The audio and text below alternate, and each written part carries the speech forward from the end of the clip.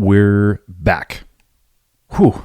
Man, it's been a rough, well, actually it hasn't been a rough 2 weeks. It's been a action-packed 2 weeks. I missed last week's episode for a couple of reasons. I had my podcast gear with me since August 25th. And since August 25th, I have essentially been walking around in the woods, hunting with an interesting crew of people. And I have had the best of intentions to record multiple hunting podcasts, or at least a recap of what I've been up to, and I didn't do a single one.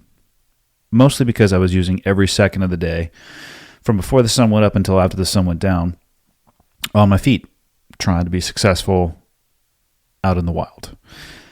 So, we are going to start today's podcast with a recap of everything I've been up to hunting-wise, because I get questions about it constantly, from August 25th, which is opening day in Alberta, until Friday, actually Saturday morning, when I finally made it home from my hunt in Montana. It has been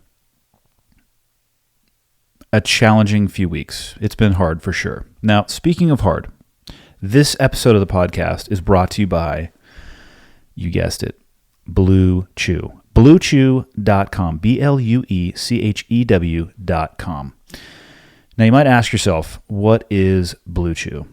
It is the first ever chewable. It's not a pill. Don't just put the thing in your mouth and swallow it. It's a chewable that is going to take your performance to another level. Now, did I take any of this when I was out hunting? No. Why? Because it's not for hunting. Come on.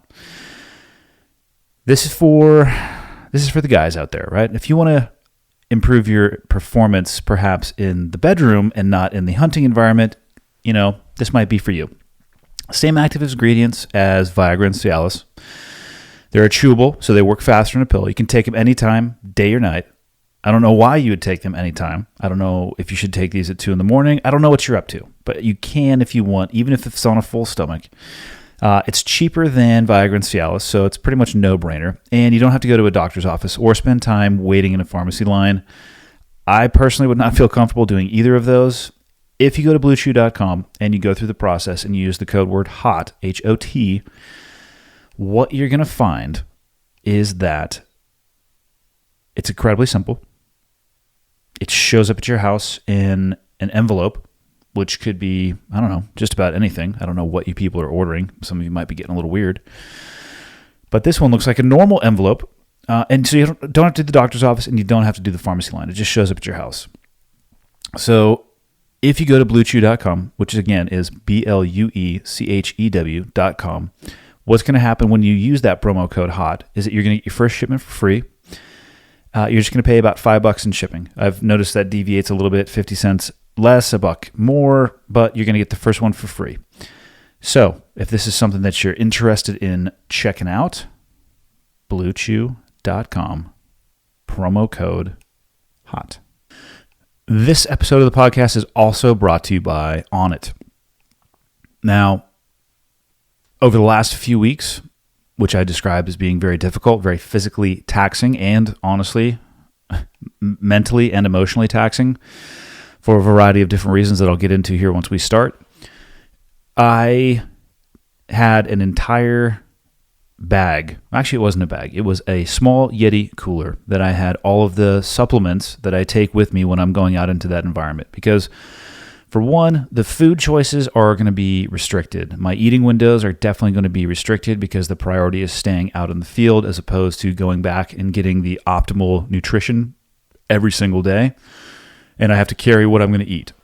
So in these environments, I definitely take advantage of supplementation. And if you go to onnit.com/hot, ONNIT.com/hot, what you're going to find actually on the landing page are the 3 things that I took with me and utilized every single day. The first one is the Alpha Brain. I know I've talked about this in the past. People have been hit or miss as to whether or not they think it actually makes a difference. All I can speak for is myself. On days that I want to be more mentally sharp, I start my day off with Alpha Brain in the morning. Just water, 2 Alpha Brain. Sometimes, actually mostly, now that I think back about it, a very small amount of food to go with that as well. My body personally just doesn't tolerate taking anything outside of real food without having a little bit of real food with it. So for me, I have a small meal at best, or at worst, I should say. I've also experimented taking Alpha Brain at night. So at the bottom of the page, onnit.com/hot, you're going to see the Onnit MCT oil. I use this for my coffee in the morning, but I was at Dudley's house one day, and he made in the evening ice water with some of the coconut oil, MCT oil, and a Alpha Brain instant. You can get the pill form or the powder form. Stirred it up, had it right before bed, and I had the most lucid dreams that I've had in a long time. And it helped me sleep, actually. And I woke up, I was like, wow, that was pretty incredible. So MCT oil at the bottom, I use that in my coffee in the morning, and then jump up to the middle, the Total Human, which these used to be the TPC packs. These are now called Total Human. There is a day pack and a night pack. My wife has started stealing these because she found them in our cabinet, started taking the nighttime ones, and has found that they really help her wind down at the end of the day. I find the same thing, and I find that in the morning, it's just an easy pack. Rip the thing open again with a small meal, because personally my body doesn't tolerate any supplementation on an empty stomach well. Throw it down my throat, and especially in an environment, like I said, hunting, where I am not getting the most optimal food. By that, I mean I was smashing bags of chips and basically any calories that I could get. I wanted to at least have an edge or be well-rounded in the overall nutritional scheme. So I had the daytime and the nighttime one with the Alpha Brain, with the MCT oil. Check them out. You can get 10% off when you check out through onnit.com/hot. And just like I say every single time, focus on the big before you get to the small, right? Focus on your macro before you get to the micro. I don't want anybody wasting money. So if you don't exercise and you don't focus on what your diet is going to be, supplementation may not be the right route. Focus on those two things first and then dive into supplementation. Now, that's it. Let's get in to this episode. So, Cleared Hot episode 56. Here we go. Okay, got the red smoke. Gun run, north or south, west of the smoke, west of the smoke. Okay, copy, west of the smoke. I'm looking at danger close now. Come on with it, baby, give it to me, I need it. Get cleared hot. Copy, cleared hot. Let's start today's episode with a recap of the 2018 elk season, which for me ended on September 11th. I had a phenomenal day, phenomenal afternoon, I should say, on September 11th, but I'm going to get to that. My elk season started August 25th with Dudley up in Alberta. So on the 24th, I started my drive north and picked up Dud in Calgary. We drove through past Edmonton, continued all the way north to essentially the town of Valley View, which is way, way north in Alberta, and started our season with Red Willow Outfitters based just outside of Valley View. Now, I had some changes in my gear from 2017 until 2018, or into 2018. So I'm going to start with what I actually took into the field with me and how that was different from last year, because I get this question often. So let's start with the bow that I was using. In 2017, I was using a Hoyt bow. It was the Carbon Defiant, an amazing bow. In 2018, I'm still using a Hoyt bow, but I switched to the RX-1. Everybody asks me what my poundage is. I'm actually not sure. I know it's in the 70s, but it's less than 80.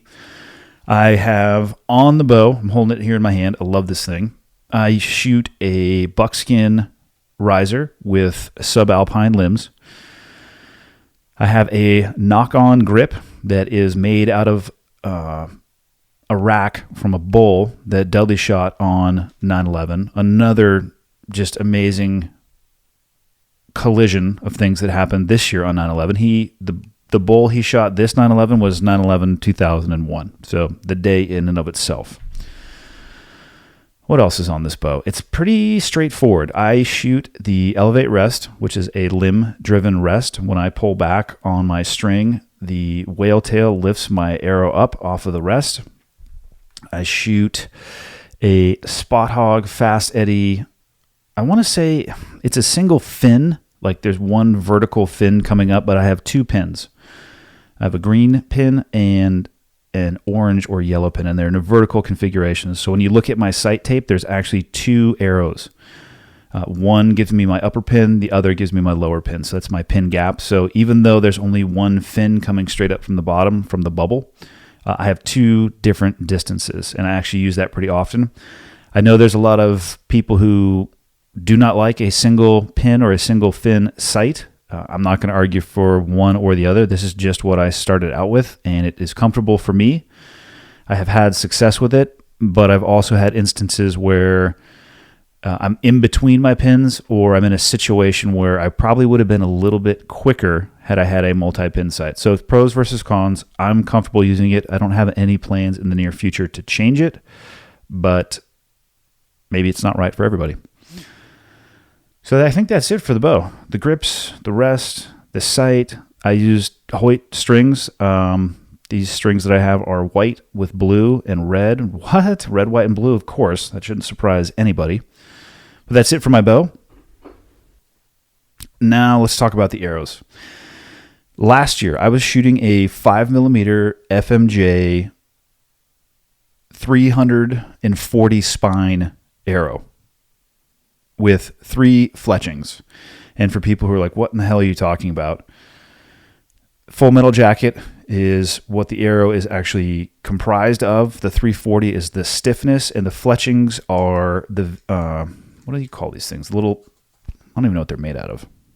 I'm going to say plastic. It's a type of plastic, and they help steer the arrow. And I always shoot a nocturnal nock. I shoot an X nock.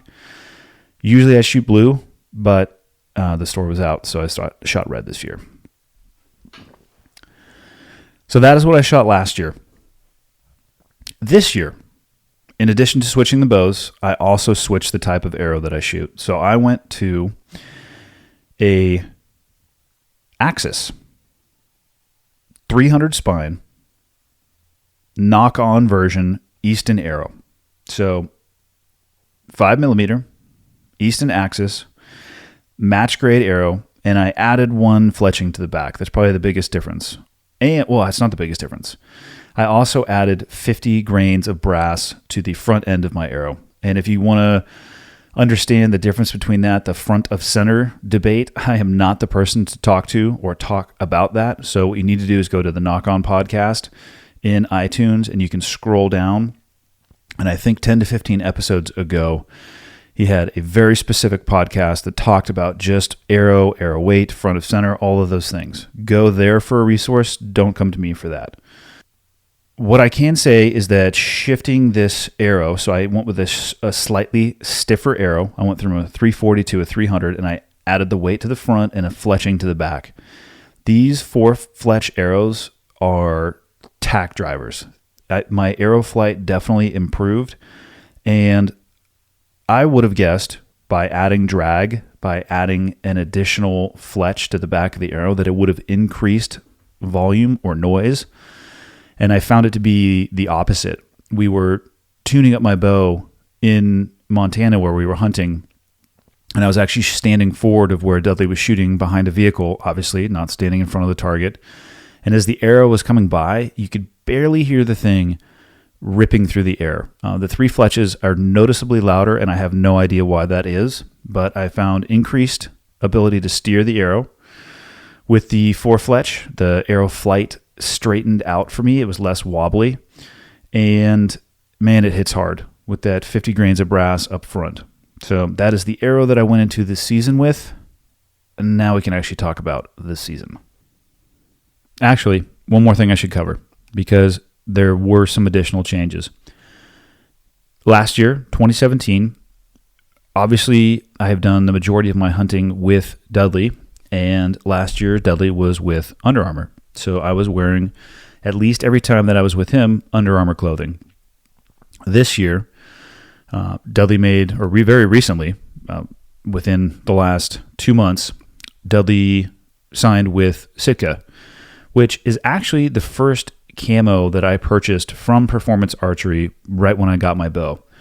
I had no idea that I had a good friend that worked at Sitka, and I liked the pattern on the wall, so I went in and took the credit card for a spin, and bought a bunch of Sitka gear, but I didn't actually get to wear it that much because, like I said, most of the time I was hunting with Dudley. This year, the hunting with Dudley portion did not change. The gear that I was wearing did. So it was full Sitka, head to toe, from the 25th all the way through the end of this Montana trip. He has done some podcasts, again, specifically with John Barklow about the gear, so I would just say go listen to those as opposed to me rehashing that. But what I can say is that I was prepped for every environmental situation that we encountered. Alberta was a mess as far as weather. There were days where you were going to sweat your ass off, and there were days where you're going to freeze your ass off. And there was a day where both of those things occurred simultaneously. The morning was freezing. Not actually freezing, but it was pretty cold. And the afternoon, by the time I was crawling around, just profusely sweating. So the layering was important. And one key gear setup change that was different for me is when I was wearing the Under Armour stuff, I was wearing a very simple, like it basically was an X strap. It went an X in the middle of my back, and the strap system came over, and I had my binos attached to it. They were exposed to the elements, and I have my rangefinder that is just... there's a loop that I basically punch a hole through that strap, and it sits on my right-hand side. Speaking of binos, I use Maven Optics binos. They are unbelievable. I have taken these things through the ringer, and they just continue to perform, and the quality of the glass is great. But this year, I used the bino case. I don't actually know what the SKU or the item number is, but it is a zip-up pouch. So I had my binos that had the ability to zip up the pouch and completely cover them from the environment, which was nice and helped both crawling and with rain and moisture hitting them. But it also gave me some access to different pockets. Last year, I ran with my primary release in my pant pocket, and I'm sure there are pros and cons to that. I didn't have any issues, but what I will say is there's additional hand motion and movement that could get you busted.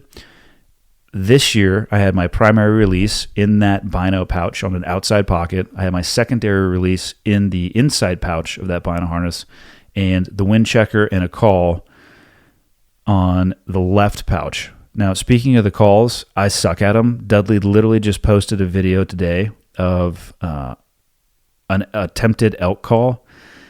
That call would do nothing other than drive animals away. So I'll be doing a masterclass video about that shortly and releasing it maybe even to DVD if people are interested. But that's definitely a deficiency in my game that I'm trying to work on. I actually hit him up yesterday saying, hey, what do I need to order? What do I need to buy? My goal for 2019 is to be self-sustaining when it comes to calling. And given how much I suck at it now, it's likely going to take me that long to get ready. So that was the biggest gear setup for me. The camo pattern was different. Oh, and boots. I was wearing Under Armour boots in Alberta last year. This year, we went to the Total Archery Challenge in Salt Lake City, and there was a booth there for a company called Crispy, C-R-I-S-P-I. Yeah, Crispy. I have zero relationship with them. I bought these boots that I'm wearing. They are the Thor boot. Probably the best boot that I've ever worn. They would be a little bit heavy for my old job, but for this particular pursuit, I have tried to destroy these things, not intentionally, but wet, rocky, muddy, fill in the blank. Soaking wet every single day in Alberta would dry them out. No degradation in the quality. Really good ankle protection, which is a mandatory for me, specifically on my left ankle. And again, they were the Crispy Thor boot. What I will say is this, is they're very, very, very, very stiff coming out of the box. It took probably 15 to 20 miles before they started loosening up. When I order another pair, which I will, probably one of the first things I'm going to do is go get them soaking wet and walk around in them to try to break them that stiffness. And I actually probably will do that 2 or 3 times just to try to get them to fit my foot better. So Crispy's on my feet. I wore a darn tough wool sock the entire time, thin with not a lot of padding. I don't do well with a lot of padding on the socks that I wear. And then Sitka from head to toe. What I will say is this, that Sitka subalpine pattern, I had some very interesting interactions with animals. And by that, I mean, I don't think they could see me. If you were able to hold still and not give yourself away with movement, you could almost look at the eyes of the animal and see them looking in your general direction and then looking through you. They really had no idea what we were standing there. So that was the gear setup for this year, and it was great. They treated me really well. Now, as far as the season, I'll just say that the 2018 elk season started off pretty slow. When we went up to Alberta, this was my second trip to Alberta with Dudley, so the first time that I've ever been able to repeat a hunting location. It was definitely different than the first time. And Dudley voiced the same things, although he's been hunting there, I think, for close to 2 decades, so his data point set is deeper than my own. The biggest thing was that I noticed is that the temperature was slightly cooler. And it seemed like the animals were behaving very differently, which for those of you that hunt, I'm sure you will say that that's common. My experience and depth of experience specifically in the hunting world is not very deep. So this was an interesting 10 days.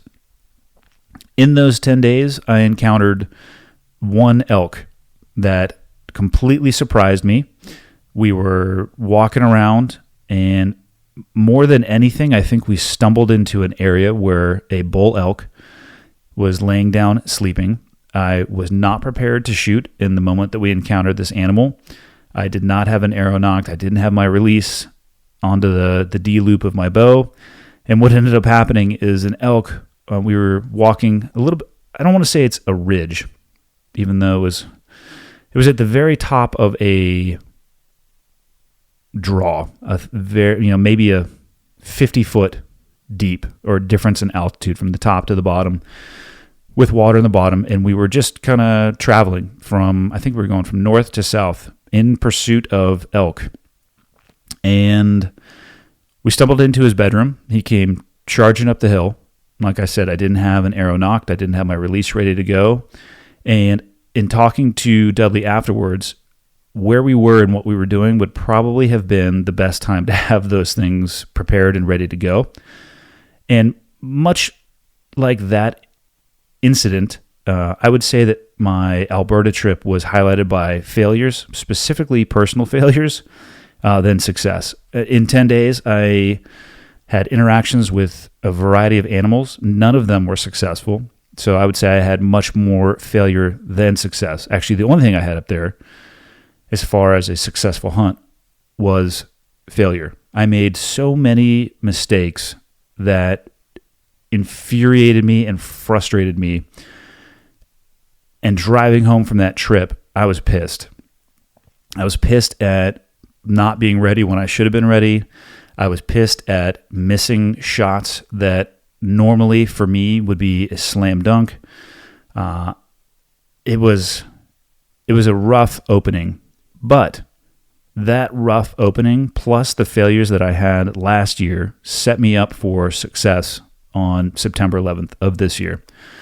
So other than that one elk interaction, the elk were very hesitant to respond. They weren't very vocal. We would catch glimpses of them well past shooting light or before shooting light in the open, and then they would dive back into the cover, the foliage that they like to be in when the sun comes up. So we'd have some time to go look around, try to find some mule deer. I had some really cool interactions with mule deer. Again, none of them successful. And while this was happening, I also started having some mechanical issues with my bow. So it was a combination of failing in the moment personally and then dealing with mechanical issues. The classic perfect storm that does one thing really well, and that was erode my confidence both in myself and for a little bit until we were able to dial my bow back into my gear. I don't know how it happened. I don't know why it happened, but the screws on my bow started slowly backing themselves out.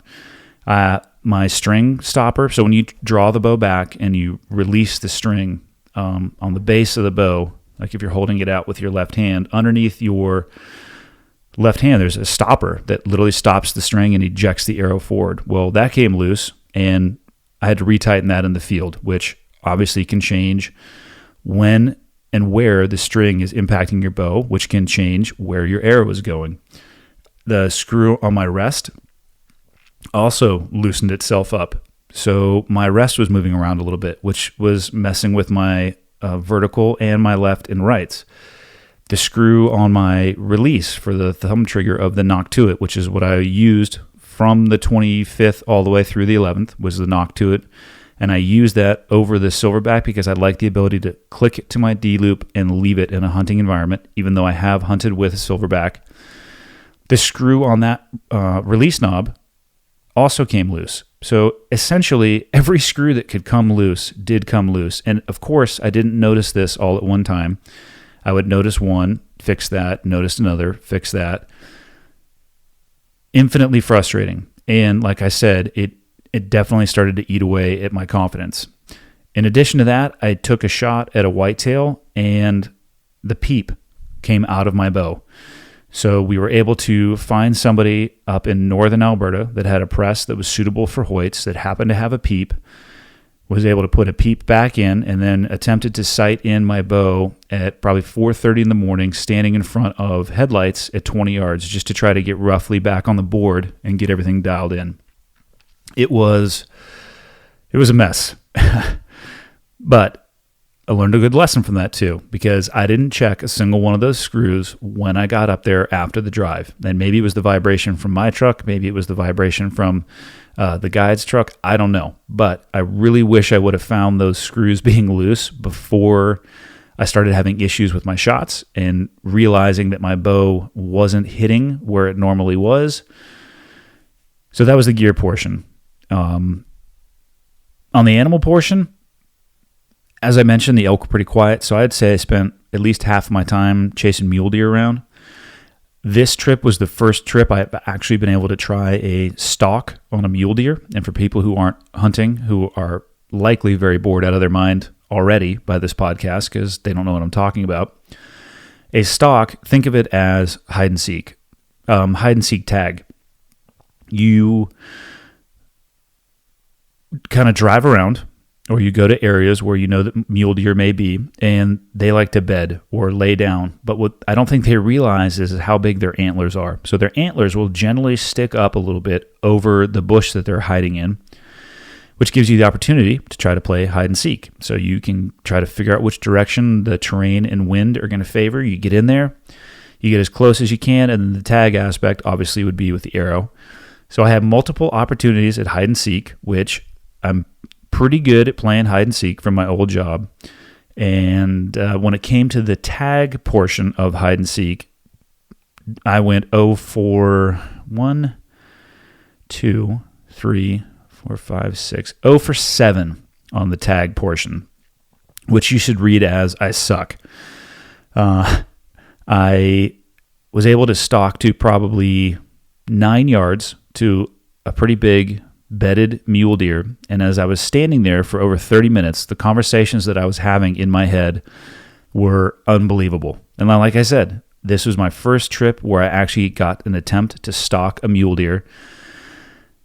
So I got close. The wind was moving the wheat that the animal was laying in around. It was a little bit noisy. All of those things were in my favor. So the stalk was in and of itself not difficult to get into that position.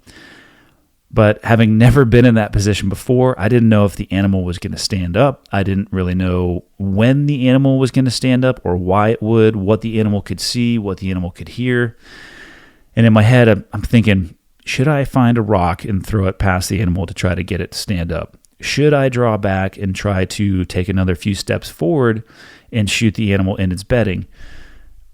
And probably everything in between the two. Now, one thing on my Elevate Rest is that it has a small, I don't know the technical term, Dudley will laugh at me about this, but I'll call it a grabber. So, or an arrow retention system. As you put the arrow and you knock the arrow, there's 2 pieces of plastic that you can rotate up, and it's not tightly, it holds with a little bit of pressure the arrow on the rest. So if you need to move around a little bit, you're not going to have to worry about it coming off the rest. When you draw back, it makes a little bit of a clicking noise. And there's ways that you can get rid of that clicking noise. I hadn't done any of those ways. And as I was standing at 9 yards, I thought that there was a chance that I would have to draw back while the animal was still laying down. And I did not want that noise to alert the animal because they're quick. And when they do stand up, if they know you're there, they're not going to be there for very long. So I took that off, and shortly thereafter, I saw the animal getting ready to stand up, and I drew back, and I probably had the bow cocked to the side. Next thing you know, the arrow came off the rest. So I put it back on, pulled back much quicker, went through my shot sequence much quicker than I normally do because the animal had gotten up and taken a few steps but stopped looking at me and shot an arrow right over his back. It's pretty awesome. Pretty proud moment in my life. Totally rushed through, totally screwed myself, and yeah, turned around, did a 180, walked back, took off my wet socks because I was stocking in my socks, put my boots back on, and went back to Cap and had lunch and a cocktail. It was a rough day. Most of the mule deer stalks that I did went in a similar fashion. I was able to stalk in. I just couldn't connect on any of the shots. Sometimes the mule deers were ducking. I actually had one where the mule deer jumped up, even though I was aiming low because the previous deer had ducked. This one went the opposite direction. And if you follow me on Instagram, you'll understand why I wrote the post that I did. They're saying that the 2018 Alberta season for me was very rough. The whole time I was in Alberta, I was on my own. And by that, I mean I wasn't hunting with Dudley. I had a great guide with me. And what I mean by on my own is that I was on my own with my own experience. And the biggest lesson that I learned from that portion of the elk season or my hunting season was that if you're drafting off of somebody's experience that has a vast amount of it, it's very easy to think that that's the level that you can operate at. And it truly, for me, was not. It was an eye-opening experience as to where my actual hunting ability is being outside of the wing of Dudley. Because, quite frankly, I draft off of his experience and his knowledge and his ability to set me up and to put me into positions where there's a high likelihood of me to be successful as long as I can go through my shot sequence. But I needed that time on my own. I needed that reset, and all of the failures that happened in Alberta and all of the failures that happened for me last year actually led to my success in Montana. So I had about 5 days off from Alberta until our Montana season began. Myself, Barklow, and Dudley were northeast or just north of Helena, Montana. Just the three of us, not guided, with 3 elk tags and 3 deer tags. The first few days were pretty rough. It was totally different terrain. So in Alberta, there is elevation gain and lost, but it's microscopic in comparison to the mountains of Montana. We were camping at the base of a mountain range that once you got to the top of the mountain range, we had access to national forest, which the national forest had also a substantial amount of elevation gain and loss. And the environment was very different when it came to your ability to shoot as well. I would say in Alberta, given the thickness of the underbrush, if you had a 20-yard shot, you were going to be, I should take that back, not a 20-yard shot. If you had a window that would allow you to shoot 20 yards, you'd be very lucky. It's just super thick. The pine trees that we were in, the poplars, I'm not a biologist. I can't think of the word for people who study trees or nature in general. The foliage was of a completely different variety. The overhead coverage in the trees was a totally different variety, which provided for much larger and longer shooting lanes. Now, fortunately, I didn't need that because on September 11th, the animal came in much closer, but it certainly provided different opportunities for shots. The first few days that we were there, they were pretty quiet.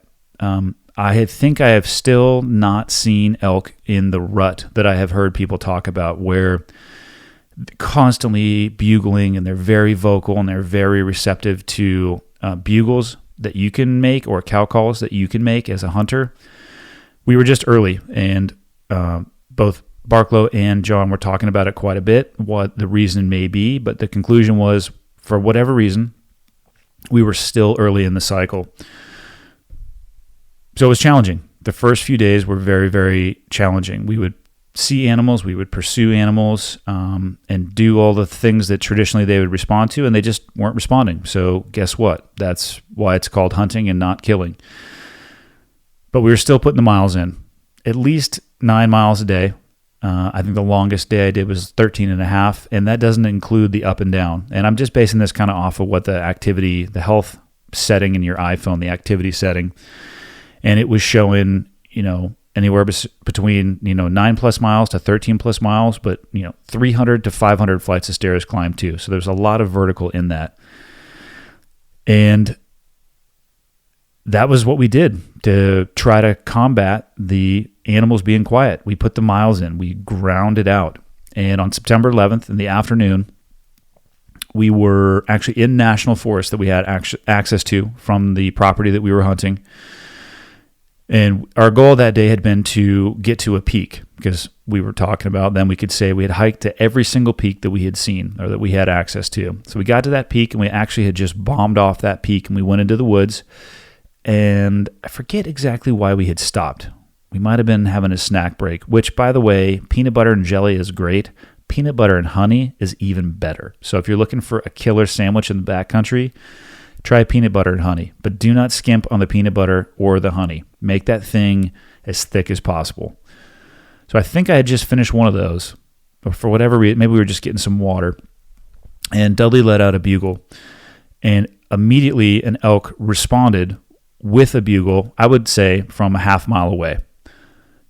Dudley gave it a few seconds, bugled again, and the animal responded. This time, probably from a quarter of a mile away. So he was covering distance. I don't know necessarily what the bugles mean. Listening to them go back and forth, I think this elk was saying, hey, he was pissed. Like, what's going on? You're in my area. And then the last bugle that he ripped out, he was probably 200 to 300 yards away, covering ground very fast. We happened to have an awesome camera guy there, Caleb Copeland, who fell back. Dudley and I hopped off to the side of a game trail. Dudley also had an elk tag, and I basically told him, like, hey, because you don't know how big the elk is going to be coming in. And I told him, hey, you let me know if you want to shoot. If not, the animal is totally yours. He's a professional hunter. He does this for a living. I'd rather have him have success. I'm doing this as a hobby at best, and I suck at it. So he had first right of refusal. We'll leave it at that.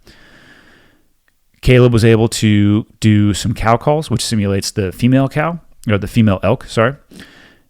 The animal kept coming, and the next thing you know, I saw him out of the corner of my eye, coming in hard and fast. Dudley and I both drew back, and I heard Dudley say, you take him. He stopped on a trail 14 and a half yards for me, broadside. Dudley stopped him with the cow call, totally broadside, and the rest of it is history. Hard to describe how much it meant to me to be successful on that day and to see things play out the way that they did. And what I can say objectively looking back is that the only reason I was successful that day was because of how many times I had failed in the past. I have been totally underprepared in moments where I should have been prepared, much like I talked about in Alberta. No arrow knocked, no release on. So that was prepped and ready to go. I've had animals where I've seen them and I set my feet up in my stance position pointing at the animal as opposed to pointing at where the animal is likely going to go and where I'm going to need to take the shot. So my mechanics were poor, and I was pulling across my body, which added a lot of left and right. And so all of those failures from earlier this year and from last year, as the animal was coming in, I set my feet into a position where I thought the animal was going to end up, which is where the animal did. I had everything ready to go. An arrow knocked. My release was on the D loop. And I just kind of kept talking to myself and just saying, hey, worst thing that can happen is you're going to miss this shot. And then I focus on my breathing because I have a question later on that I'm going to answer about dealing with the adrenaline in the moment. For me, those are the things that I tell myself. One of them is just, hey, keep breathing. The other one is stay in control of your shot sequence. I don't want to give the animal control. I'm going to stay in control of the one thing that I can control, which is me. So I set myself up, and when I got a glimpse of the animal, I drew back very early because I have drawn back at the wrong time before. The animal sees it and they take off. Totally my fault. So I drew back early and I was set and I was ready. And when Dudley stopped the animal, there was maybe a 1 to 2 second pause as I allowed the pin to settle, pulled through the shot, heard the shot hit, and within 10 seconds, the animal was on the ground. Unbelievable experience. Would not have been possible except for 2 things. One, if Dudley wasn't there doing the calls, it would not have been possible because I do not know how to do them. But by next year, I will. And 2, the failure. If I hadn't have drawn back at improper times before, I wouldn't have known where the right time to draw back is. If I hadn't have had my system set up and ready to go and been stumbled upon and had not had time to fix them previously, I wouldn't have known what to do in this situation. So all of those failures and the lessons that I learned from that terminated me being able to be successful in 2018. Hopefully I'll be successful in 2019. And because of that, I spent all day yesterday vacuum sealing elk meat. I'm taking the rest of it to a processor today to get burgers made. And I'm going to turn the rack into a beautiful Euro mount that's going to go on my wall. I'm going to airbrush the skull red, white, and blue, of course, put 9/11/2018 on that bad boy, and it'll be a day that I'd never forget. So that was my 2018 elk season recap. I still have a deer tag, still have an antelope tag, and I still have a bear tag. So hunting season isn't over, but my elk season is, and damn, I can't wait for 2019. All right, let's dig into the Q&A here a little bit. Hopefully I haven't lost everybody that's a non-hunter. I solicited for questions on Twitter specifically. I should have done it on Instagram too because it's always a good combo. But let me answer at least a couple of these so this isn't just a hunting podcast. The first one, probably the most timely one and not surprising to me at all. Somebody asked me about my thoughts on the Nike Colin Kaepernick, I don't even know what to call it, issue, controversy, commercial, whatever you want to call it.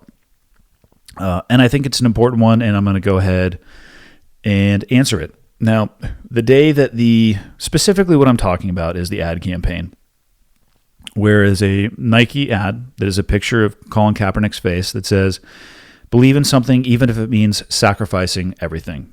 The day that I saw that, I responded to that with a tweet.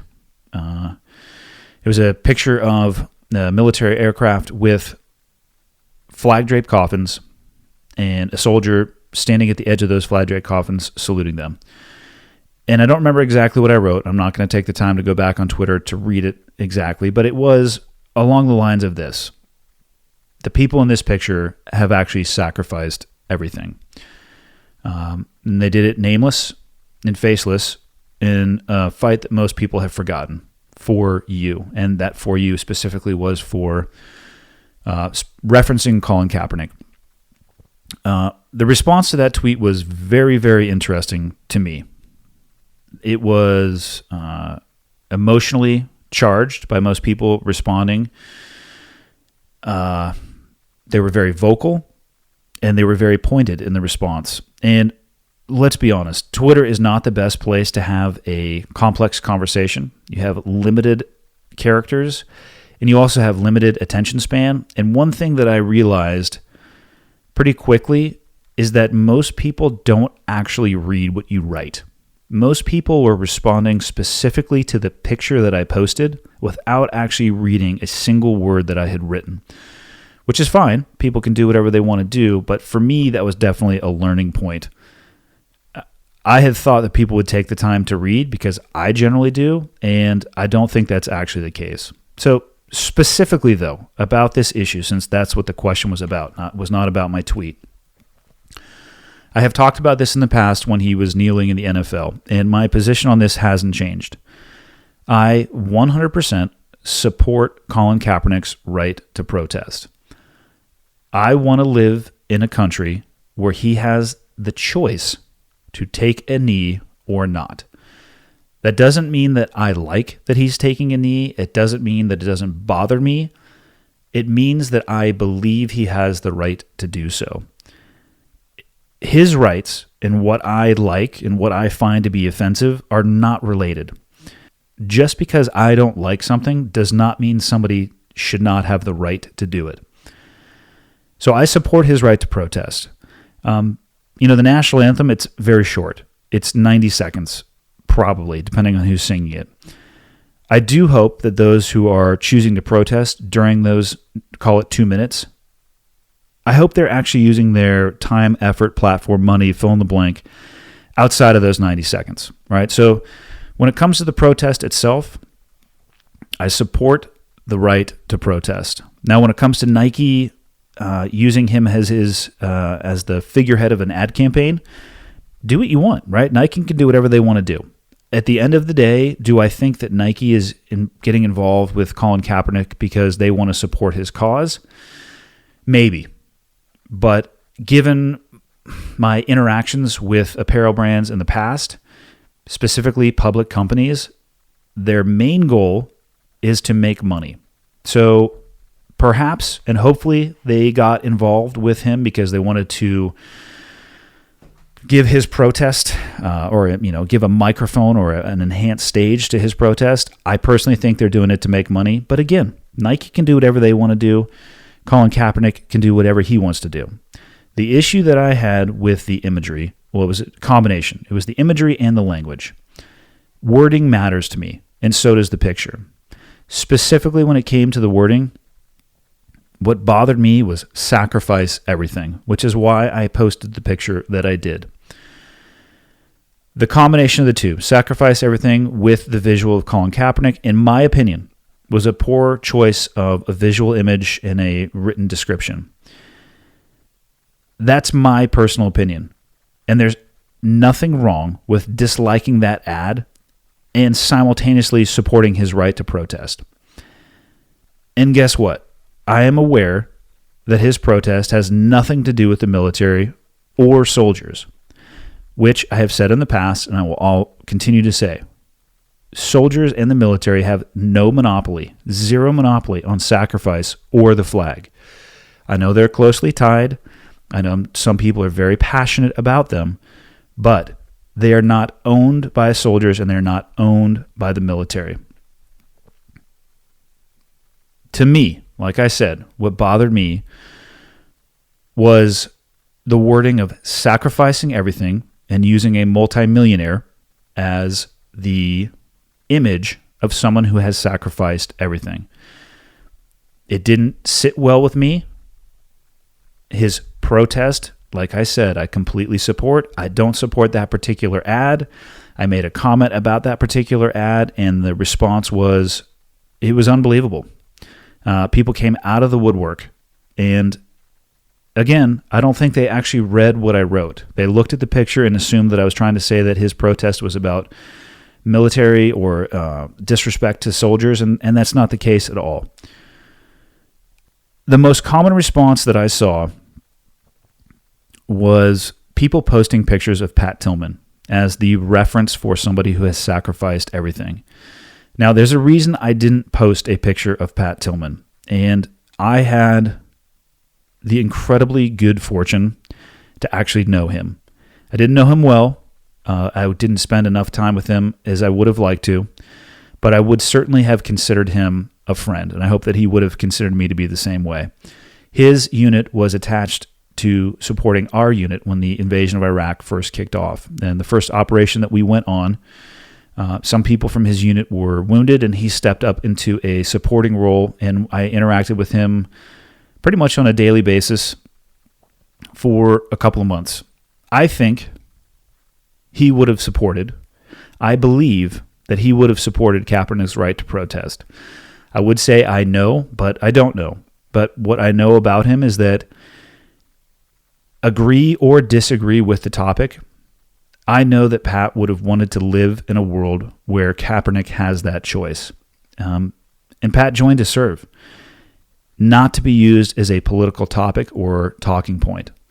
I know it bothered him. I think that the military used him as a recruiting tool, given his background and what he walked away from when he joined the military. Did he sacrifice everything? Yes, he did. Were the circumstances surrounding his death horrific? Yes. They were. And I personally believe it was one of the largest tragedies in American history when it comes to the military. But I don't believe that he would want to be used in the capacity that people were using his picture and his service in. I don't think he would want to be the face of the Nike campaign, even though that's what most people were saying, like, hey, this is the person you should have used.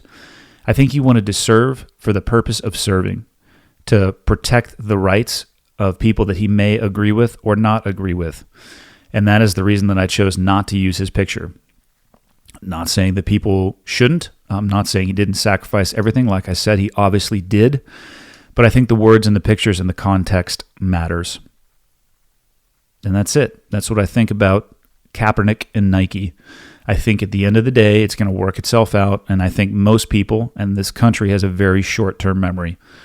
People will burn Nikes, and then they'll go buy some more eventually. And you know what? Is there something wrong with that? I'm not here to say that. But it seems to me like this country has a very short-term memory. All right, I love this next question. Where do you draw the line with regard to hero worship towards service members? While I have the utmost respect for the military, I notice many folks have a tough time distinguishing the fact that all of us are just flawed and as human as the next. Couldn't agree more. I've said this before, and I'm sure I'll say it again. Occupation and character, or occupation and integrity, do not go hand in hand. I personally served with some of the most amazing, some of the best human beings, and I also served with some of the worst. Now, how is that possible?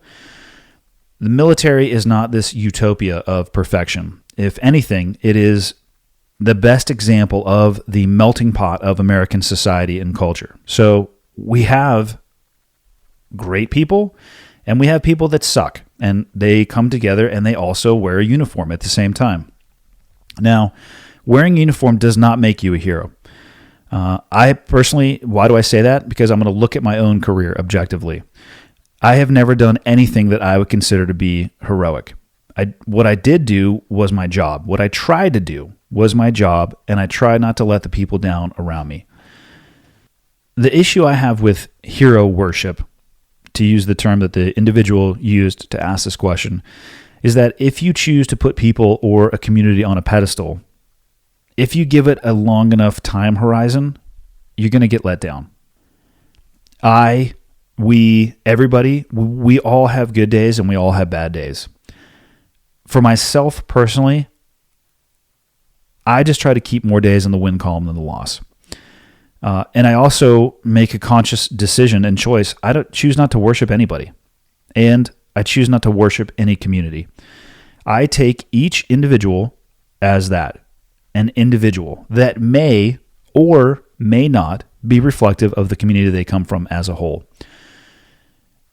If you think that the individual reflects the community and the first person you meet, you have a bad experience, you're going to have a bad taste in your mouth, it's going to color the community.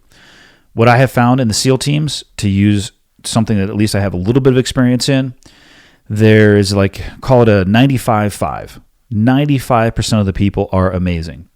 5% of the people are not amazing. It's the same thing as the silent majority, the vocal minority.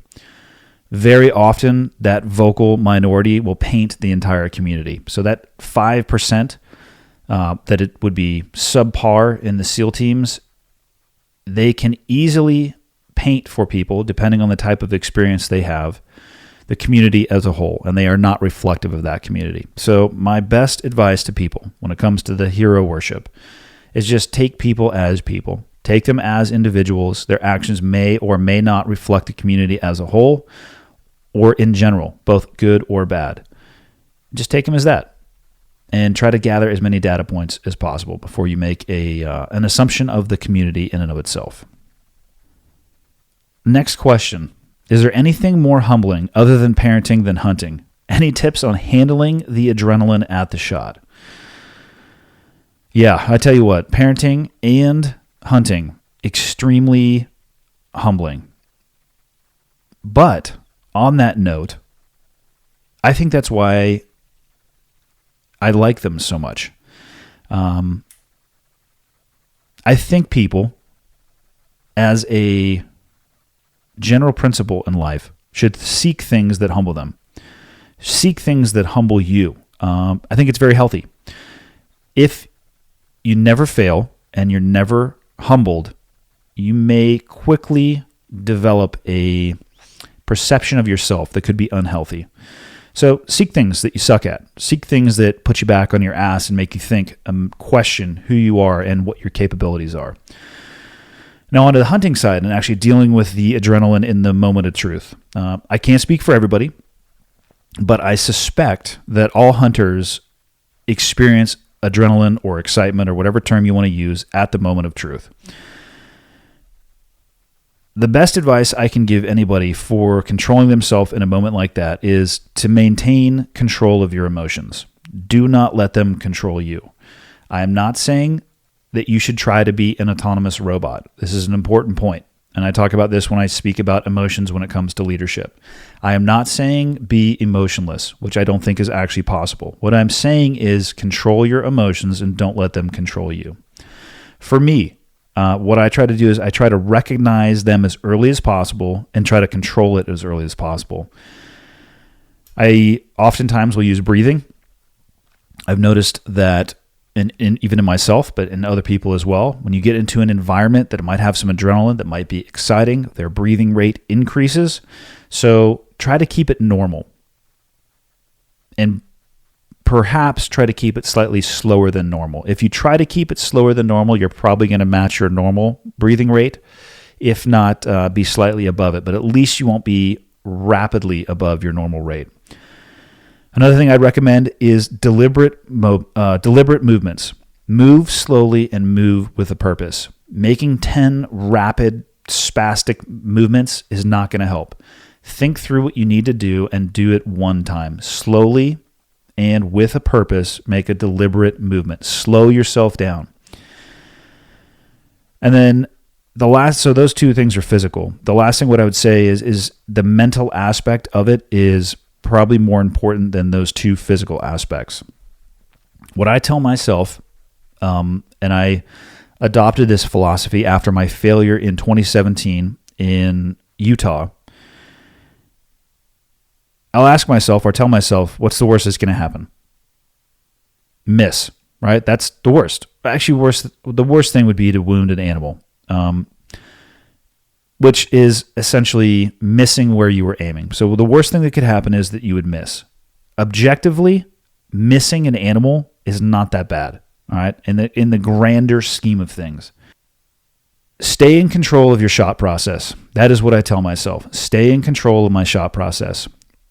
In my failed elk hunt in 2017, the first time I went, I eventually got an elk in 2017, but again, it was after I had to learn some lessons along the way. I lost control of my shot process. I surrendered control of my shot process to the animal, and I allowed the animal to rush me. I do not allow that to happen anymore. I would rather not take a shot on my terms than poorly execute a shot that I'm likely going to miss on the animal's terms. I am extremely deliberate with my movement, and like I said at the beginning, the success that I had last week was based on that deliberate movement. I set my stance up to where I thought the animal was going to be. I got my grip the way that it normally is. I checked all of my gear. I drew back in exactly the same way that I always do. I took my time to find my anchor point. Then I looked through my peep, got completely settled, and shortly after that, the animal was right where I needed it to be to take the shot, so I did. I didn't rush through any of those things. Had I not been ready, I still wouldn't have rushed through those things, because the worst case scenario is I wouldn't have gotten a shot on that animal, and I'll be okay if that's the worst case scenario that I'm encountering in a hunting situation. Breathe. Manage your emotions.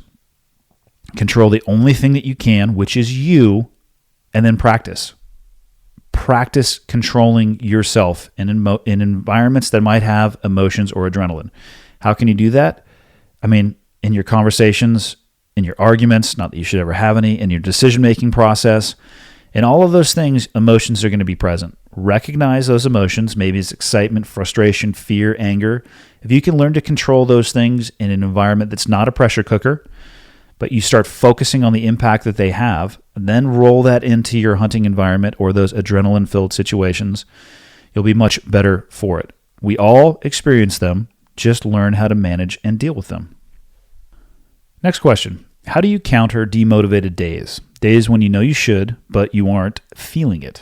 Awesome question. I have them often, or I would say at least as often as everybody else does. I definitely understand the impact that these type of days have on me in the long term. The best example is exercise. It is so easy to find an excuse to not work out. I'm tired, it's late, I don't have enough time, I didn't time my eating correctly. Fill in the blank. If you gave me an hour, I could probably write 100 reasons, if not more, as to why I don't feel like working out on any given day. The problem with that is that for me, it's probably one of the most detrimental things. If I don't get a physical release of some kind of activity, it destroys me in the long term, emotionally and in my thought process. So what I have found is, for me, the days I don't want to are the days that I actually have the most value, or that I will get the most value from if I go and get off my ass and force myself to do whatever it is, fill in the blank. And the reason for that is that it sustains my momentum. Now, when it comes to my personal momentum, I'm not a rocket ship. If we were going to do the tortoise and the hare analogy, I am a tortoise for sure. I'm not ripping through life at a rocket ship pace, and I'm not trying to. I'm trying to continue the momentum that I have developed. I can only control one thing in my life, and that is me.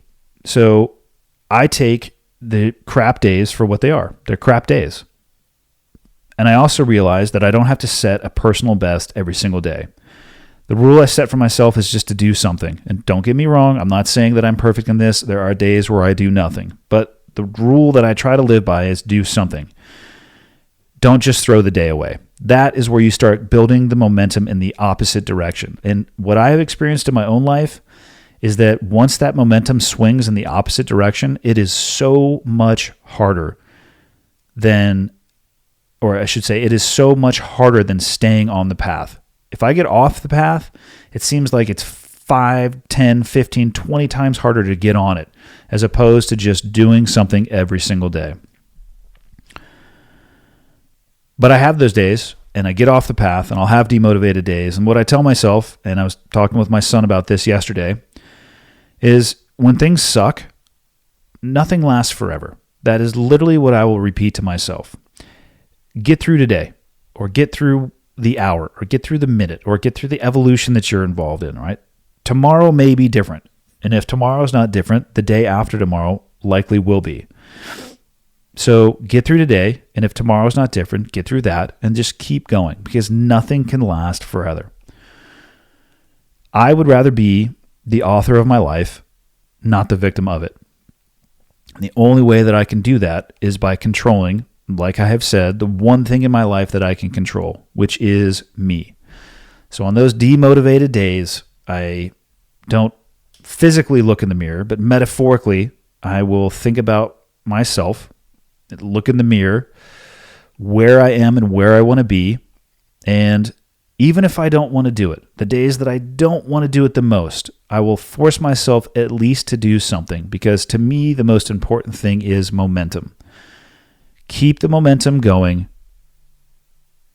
Understand the impact that momentum can have going in the opposite direction, and that should help you get off the couch in those days. Personal difference in gear choices aside, what's the technical mistake in the Sicario border scene? So this question goes, I don't even know how many podcasts back, but it was a question about movies and authenticity. And I made the statement, I believe, paraphrasing myself here, that I really like the movie Sicario, but there's one particular scene where they're at the border crossing that just kills the movie for me. Now, it has nothing to do with gear choices. The technical mistake in that scene, if you look at the individual sitting in the front right seat of the vehicle, there is a scene where he's pointing his gun out the windshield, or it's out the passenger side open window of the door. And if you look at the bolt of his rifle, it is locked to the rear, meaning that there is no round in the chamber. The gun is not prepared to fire. And any professional soldier, you always need to know the condition of your weapon, right? So you load a magazine, you send the bolt forward, you do a press check to make sure that there's actually a round in the chamber, send it forward. For me, For whatever reason, I would hit the forward assist 2 or 3 times, close the dust cover, and I'd be ready to go. The reason that bolt was locked to the rear is that the armorer for the show gave him the weapon, likely in that configuration, and the actor didn't know to check it because guess what? He's an actor. He's not a soldier.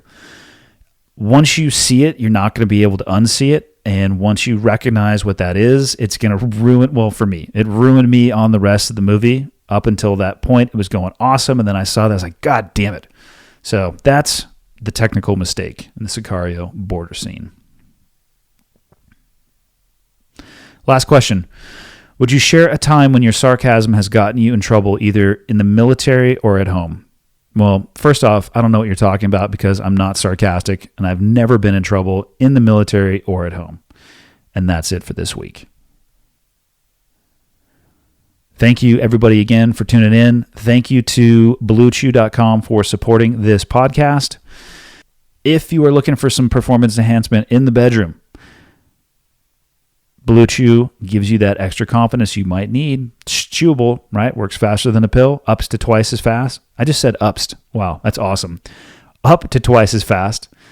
It's cheaper than Viagra and Cialis. It only takes a few minutes to fill out the form online, and it's prescribed by a doctor and made here in the U.S. of A. So if that's what you're looking for, BlueChew.com, promo code HOT, upper or lowercase, still works. What else? That is about it. Got a cool lineup of interviews in the near future. I am still due to do another Q&A. This next week might actually be another Q&A because I'm inundated with questions. And what else? I think that's it. Thank you for supporting the podcast. Thank you for listening. Thank you for telling people about it. Thank you for the reviews on iTunes. Good, bad, ugly, indifferent. I'm still interested in what people have to say. If I can make it better, I will. And that is it. I'm taking my kiddos to school. I won't see any of you next week, but I'll release another episode next week. See you.